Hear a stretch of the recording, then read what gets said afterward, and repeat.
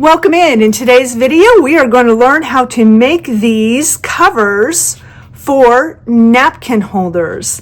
These are super fun and fast and easy to make, all on your embroidery machine, no extra sewing, no additional hand stitching, gluing, or anything. All completely done on your embroidery machine. If you are new here, hi, I'm Dawn Chase, founder, owner, and designer of Creative Appliques. Thank you for joining me today.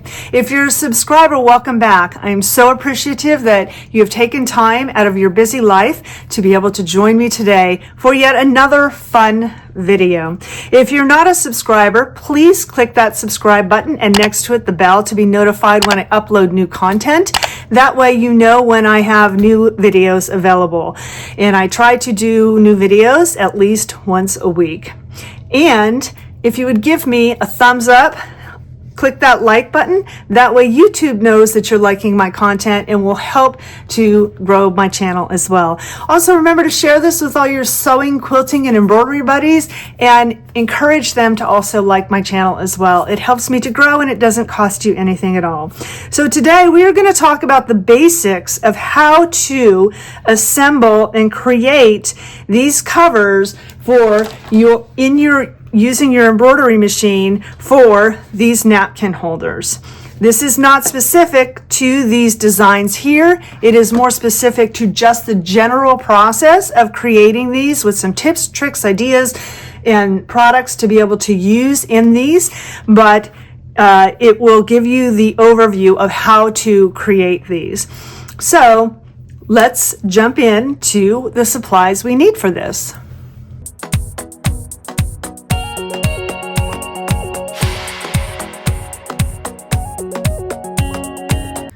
These are the supplies you will need for making these napkin holder covers. You will need your 5x7 hoop and stabilizer. If you are making the satin stitch edge, you will want to use some tearaway. If you are making the bean stitch finish, you can use either tearaway or a cutaway. Either way, I like to use at least a medium weight so that it gives more structure to the finished project. So cutaway or tearaway.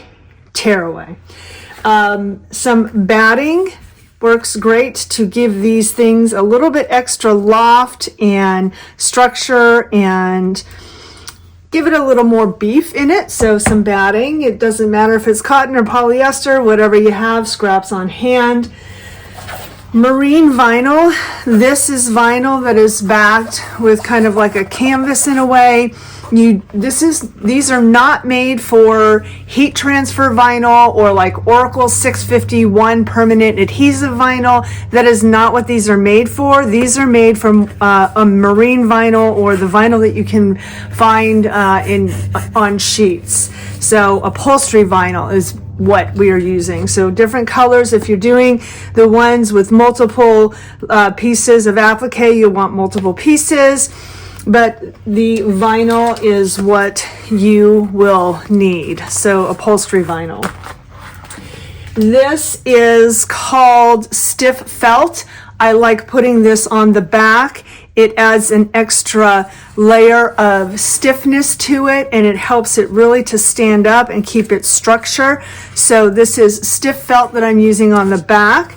They do have it in packs of white and they also have it in packs of color sheets as well. So you can find all of these. I got them on Amazon. The links will be down below. But if you are wanting to use a color to go on the back, then you can find it in lots of different colors. The other option that you can use on the back as well is vinyl, but since these are going to be on the inside closest to the napkins, I didn't see the sense in putting extra vinyl on the back. So that is just the stiff felt on the back of these. The size for the pieces that you will need to cut for the background of these and the batting, the stiff felt, and the background vinyl will all be in the PDF instructions, written instructions that are included with the purchase.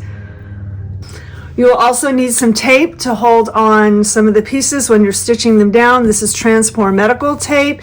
Does not leave a residue, holds very nicely, and also you tend to be able to reuse it multiple times.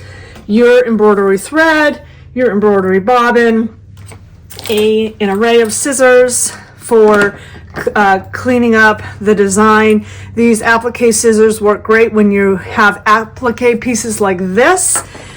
These are a serrated edge scissor that are great for being able to really grasp that vinyl, to be able to cut it when you're cutting around the outside of the bean stitch one.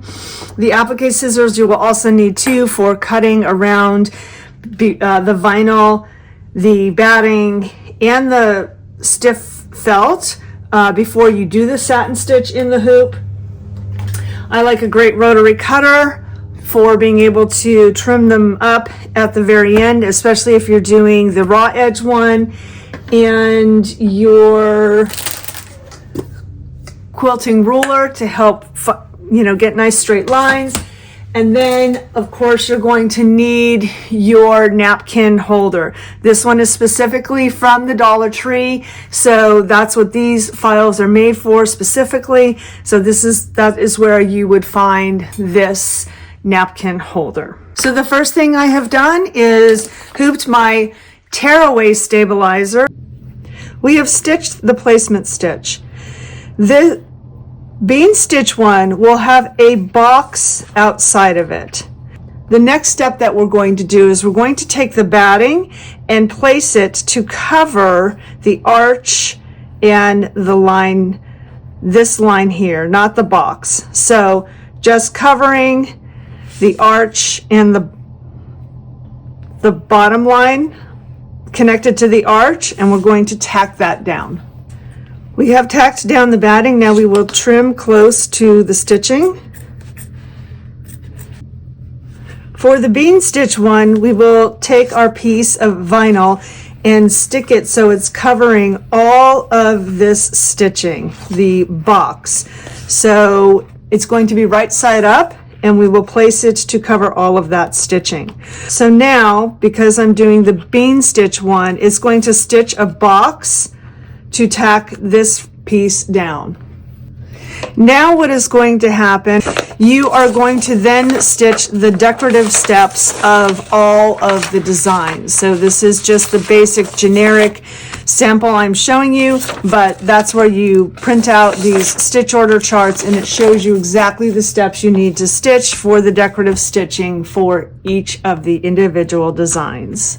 So when you've completed all the decorative stitching on the front, the next thing we're going to do is take the hoop and flip it to the back side. We are going to take whatever you are using for the back. So if you're using vinyl or if you're using some of this stiff felt, we are going to take it and place it on top of the stabilizer. Now I'm going to show you which line we are placing this on. So this is the placement line that we are going to put the edge of either the vinyl or the felt. So the edge needs to be lined up with this line that is closest to the center of the hoop.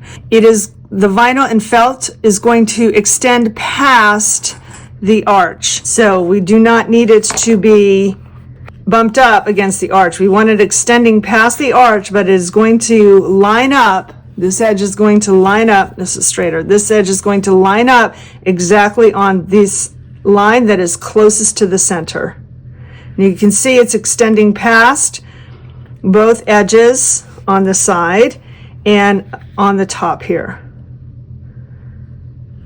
So place that there and tape it down. It's okay to tape over here because this side in this step right now is not going to get stitched. Now that I have taped it down, I will go to the machine and tack it down. It's going to stitch the arch to tack this down. It did a triple run around here.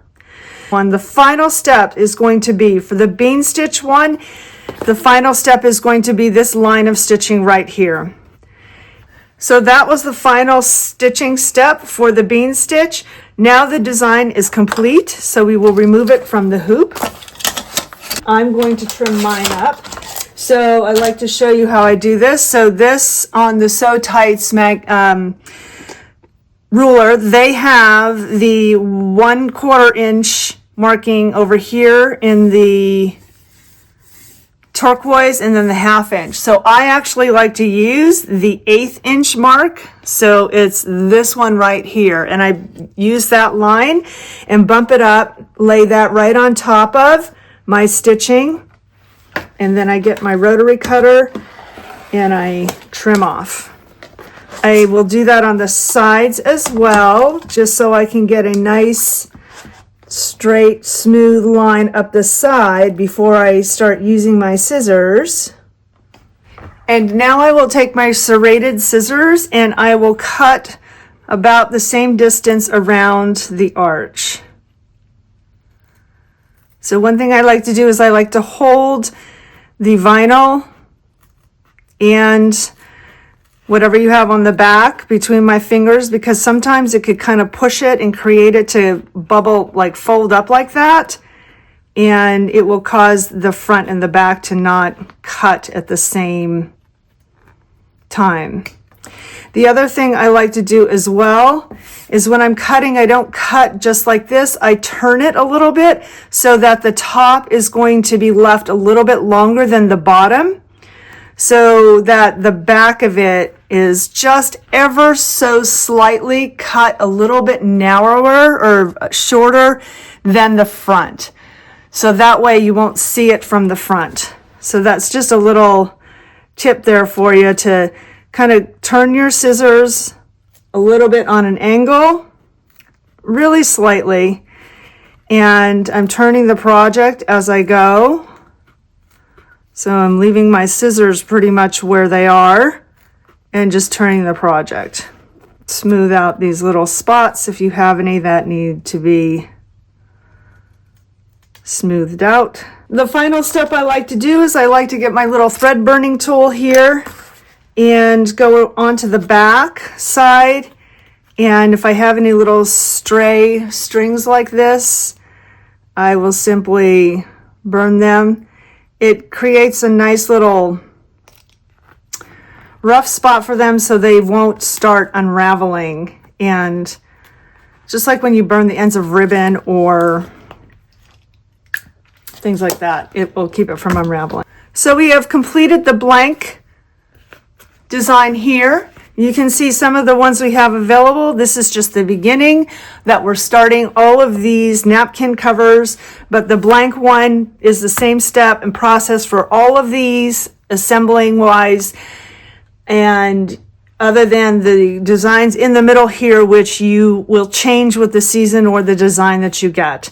So all you simply do is you take the part here that was not caught in the stitching because of the way it was created, and you will simply slide it over the part there. So now you can see this part will line up and touch your table, and the back side here, take this one off so you can see a little better, is lined up here so that it bumps up against this, but then you have this part that extends down and is covering so that that part will be on your table.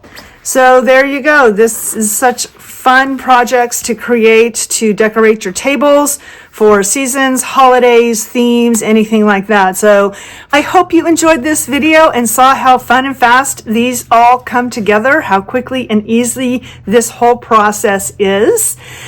I would love to know in the comments what you think of this project. If you are going to make them, I am super excited about them because they're a brand new release for me, and this is just the beginning of an entire line of products that is going to be able to decorate your home for seasons and special events and occasions. Let me know in the comments what event or occasion you have coming up that you would need to decorate for, that you are excited to be able to conquer this project and do this. I read all the comments and I enjoy interacting with all of you. So you can leave it in the comment what you need, or send me a message through the Creative Appliques website letting me know what you may need. So if you haven't subscribed, please click that subscribe button, the bell next to it, to be notified when I upload new content. And also a thumbs up would be forever grateful. So you can find me on all social media platforms as Creative Appliques: Instagram, Pinterest, TikTok, Facebook. I have a Facebook group as well. You can come and share your projects with us. We love encouraging each other and cheering each other on when people are learning and creating new things as well. And also, you can find me, of course, here on YouTube. I have many other videos. So until I see you next time, guys, make your life creative. Thanks for joining me, and bye for now.